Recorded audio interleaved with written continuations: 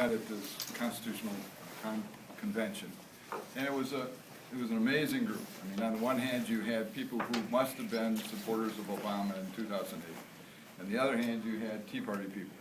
You would think, what could they possibly have in common? And it was the leadership in the two persons who brought the two groups together. On the one hand, Professor Larry Lessig at Harvard Law School. On the other hand, Mark Meckler, who you've met. And the one thing that they were committed to was having a civilized dialogue. And we had it for 2 days, and there was only one short outburst in the whole thing. I mean, the rules were laid down. There was no security there. And it was an amazing experience in which people really found that there was a lot that they could agree on, although it was clearly recognized that what they didn't agree on. But the way I view it, which is a little bit differently from either of the sides, as you'll understand as I go through, on the one hand, in 2008, Obama supporters were really excited about this new change. But now what?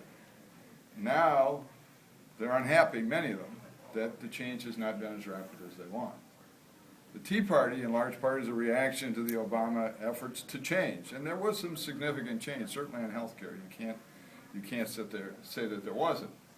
And they have been very upset that the change that they wanted after the last election, they've been unable to get. And it was odd to me that people don't understand that you can't get change now in this country. I mean, this whole system is designed against it. And yet you've got the right and the left both demanding change, and they don't understand why they're not getting it. And the terrible result is that they then conclude that the system is hopelessly corrupt, and that they are either going to check out or they're going to try to undo the system in some way. Now, I'm not suggesting that the system is perfect. What I am suggesting, however, is that many Americans simply do not understand how our Constitution was designed to work and still does largely work. And note, I'm not going to be talking very much about Supreme Court decisions. In law school, that's primarily what is taught, and that's fine. But those decisions ought to be reflecting what's actually in the structure to the extent that those issues get before the court. But the reality is much of the Constitution operates in a way that it never gets before any court, and it's set up that way. So if you're frustrated or wondering, it is important to know what in the system might be broken and what might not be broken, because there's a lot that's not broken. And it may be that the things you want to throw out are the very things that are making it run as well as it is. And so this is basically kind of my mission, largely at this point in my life as a professor emeritus. I travel, as I said, around the world, and this is fundamentally what I teach, because people in other countries who are going through often a democratic revolution want to know, how do we do this? And that's their frustration, and I'll talk a little bit about why there is this great difficulty out there. The first thing really to understand about our Constitution is that it is designed to allow change, but to make it go slowly. The aim is stability. The aim is stability. That's the key to the whole thing. And that's not the way people understand our Constitution. But if you don't understand that, you will be frustrated. There's no doubt about it, because what you think ought to happen is not going to happen for a long time. The institutions do not allow it to happen. If you understand that, then you can begin to make change where change can occur, and understand the pace, and understand the predicates that have to be laid down in order to bring about change. Because in the end, our system is not a majoritarian system. In the end, our system is a consensus system. It is designed to eliminate simple majority rule. It is designed to have multiple majorities reinforcing each other's. And to understand this, you have to realize the design of the Constitution.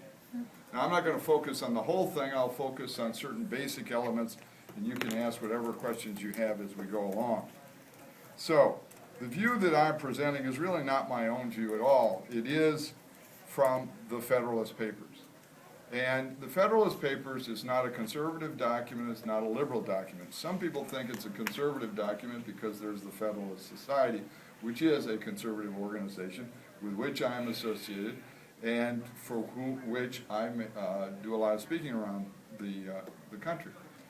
On the other hand, I have debated not only liberals but conservatives who want to do away with any reliance on the Federalist.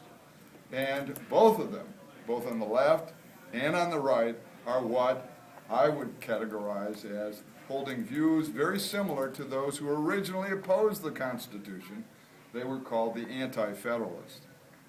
So, when I look at the Tea Party and the Obama supporters, I see two groups of anti-Federalists, basically, especially the Tea Party people. That is, they, God bless them, want to adhere to the Constitution. The problem is that many of them totally misunderstand what the Constitution is about, and they think it does X when in fact it does Y and not X.